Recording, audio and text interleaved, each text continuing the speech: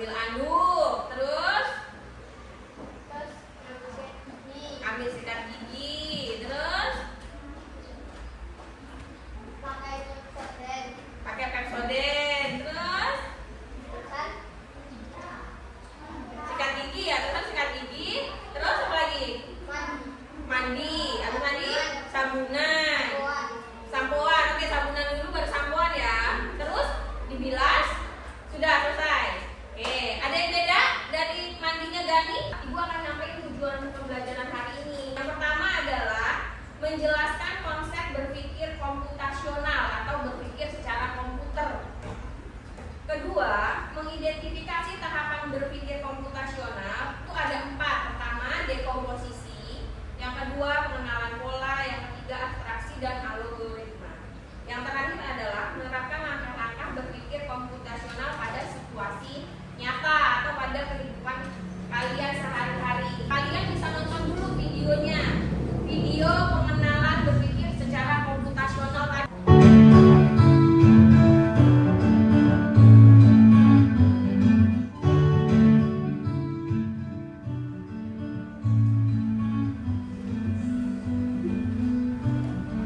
Liburan kali ini, kakak beradik Raihan, Radeva, dan Radia berpetualang ke desa Eyang, yaitu desa Kebun Tebu di Lampung Barat, Provinsi Lampung.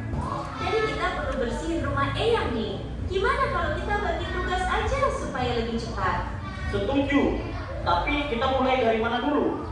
Aku bakal sapu debunya, terus Radeva kamu pel lantai, dan Radia beresin buku-buku di rakyat.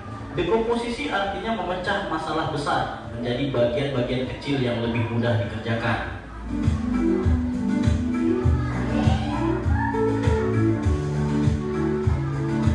Yuk, kita mancing ikan, tapi kok susah banget ya dapetnya? Sabar, coba perhatiin dulu. Ikan tuh sering kumpul di bawah bayangan pohon. Lihat, ada bayangan pohon besar di situ, pasti banyak ikan di bawahnya. Jadi harus sabar dan perhatiin pola alam ya. Pengenalan pola adalah mengenali kemiripan atau pola dari masalah yang kita temui.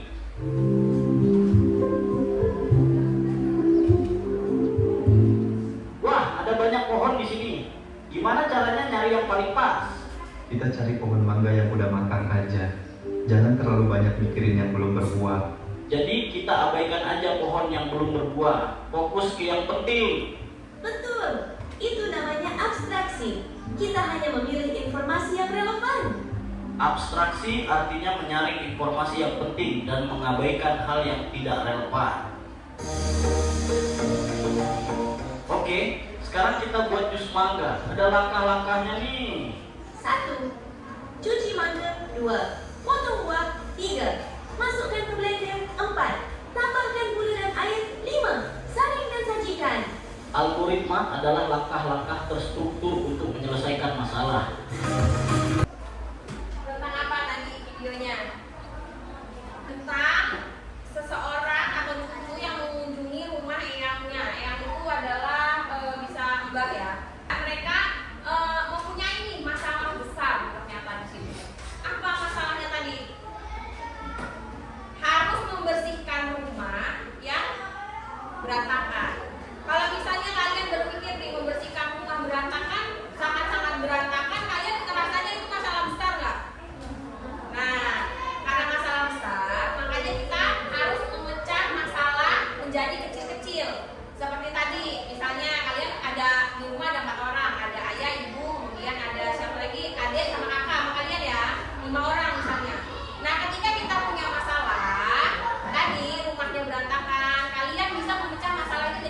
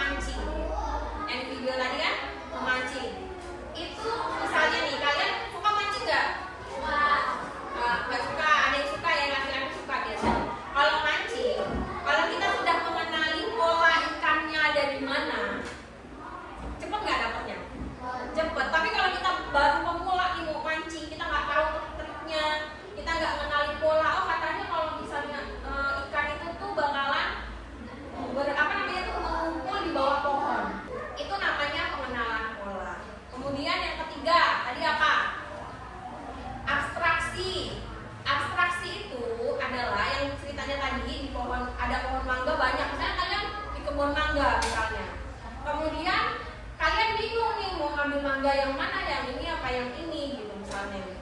Kalian harus fokus ke mangga yang matang aja, nggak usah fokus ke mangga yang mentah. Atau misalnya kapan umur pohon ini berapa tahun ya, nggak usah berpikiran yang aneh-aneh, nggak usah berpikiran yang nggak penting gitu intinya. Contoh misalnya pelajaran matematika, ibu kasih contoh misalnya pembelajaran matematika perkalian. Kalian nggak perlu dipikirin kayak mana ya cara buat pensil, kayak mana ya cara buat buku gitu. Ini meja ini dari kayu apa dari besi ya. Kalian nggak usah pikirin itu, fokus ke pembelajaran matematika perkalian tadi. Jadi hilangkan yang nggak penting. Kemudian yang terakhir adalah algoritma atau langkah-langkah. Ketika kalian punya masalah nih, dikasih langkah-langkahnya. Tadi contohnya apa yang terakhir? Membuat jus mangga. Benar. Jadi kenapa sih harus ditulis langkah-langkah membuat jus mangga? Karena mungkin Gani bisa, tapi Sani nggak bisa buat jus mangga.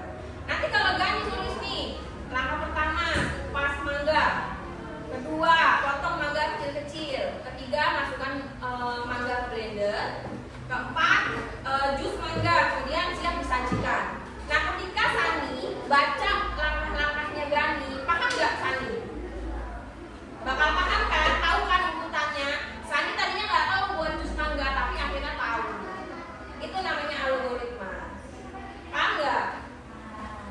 Ini apa itu berpikir komputasional, yaitu berpikir secara komputer, berpikir seperti komputer. Contohnya merapikan kamar. Kalau kamar kalian berantakan banget, menurut kalian itu masalah besar nggak? Nah itu bisa kalian pecahkan dari empat tadi ya, 4 pilar tadi. Kemudian contohnya nih, bisa kalau misalnya kalian mau merapikan kamar, bisa mengambil baju kotor terlebih dahulu. Kedua, menata buku. Ketiga, menyapu. Kalau misalnya dibalik, cara kalian merapikan kamar, menyapu dulu misalnya. Tapi buku-buku berserakan, terus baju-baju berserakan, kira-kira dia efektif nggak? Nggak kan? Kita mau nyapu dari mana nggak akan bersih karena barang-barangnya masih ada. Kita harus belajar berpikir komputasional. Yang pertama, membuat kita lebih mudah menyelesaikan masalah. Tadi banyak masalah kita bisa menyelesaikannya dengan mudah dengan berpikir seperti komputer. Kemudian yang kedua, melatih logika dan kreativitas. Yang ketiga, berguna di kehidupan sehari-hari. Kalau kalian belajar berpikir seperti komputer, kalian akan mudah kehidupannya, menyelesaikan masalah di kehidupan sehari-hari. Kemudian yang terakhir adalah dasar penting untuk belajar coding dan teknologi. Ingat 4 langkah berpikir komputasional. Apa yang pertama? Dekomposisi. Yang kedua, pengenalan pola. Yang ketiga, abstraksi. Yang keempat, algoritma. Benar. Nah sekarang kalian kan sudah dibagi menjadi kelompok. Ibu akan bagikan LKPD supaya kalian bisa berpikir seperti komputer. Ya. Di sini ada instruksinya, dibaca. Ibu memberi instruksi di atas ini, ya kan? Kalian baca dulu, kalian pahami dulu. Nah, nanti kalau misalnya ada yang nggak tahu, baru bertanya.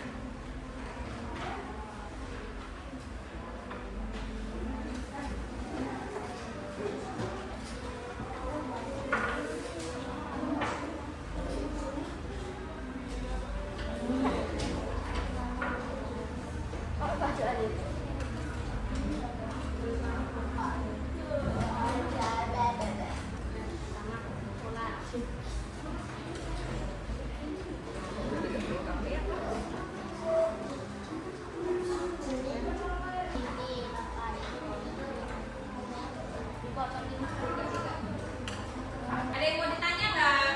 Ada yang nggak paham? Apa?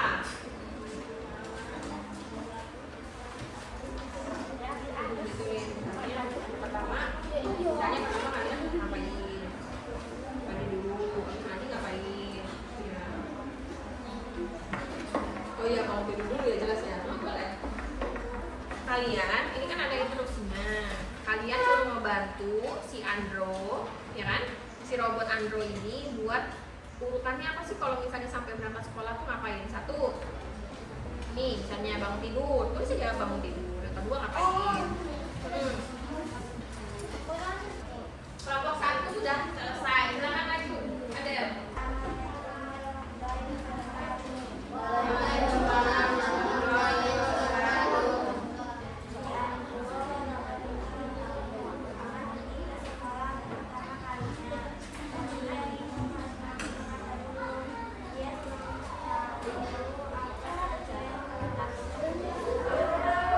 Yang pertama, bangun tidur. Yang kedua, merapikan tempat tidur. Yang ketiga, mandi. Yang keempat, oke, pakai baju. Yang kelima, sholat. Keenam, sarapan, berangkat ke sekolah. Oke, bagus. Ada nggak yang beda dari jawaban Adel? Sama. Oke. Akhiri Del. Waalaikumsalam warahmatullahi wabarakatuh. Udah selesai? Udah. Kalau udah selesai, kumpul.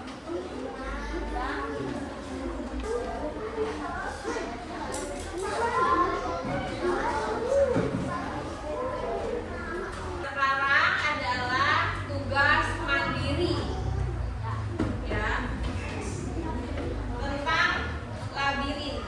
Kalian diminta untuk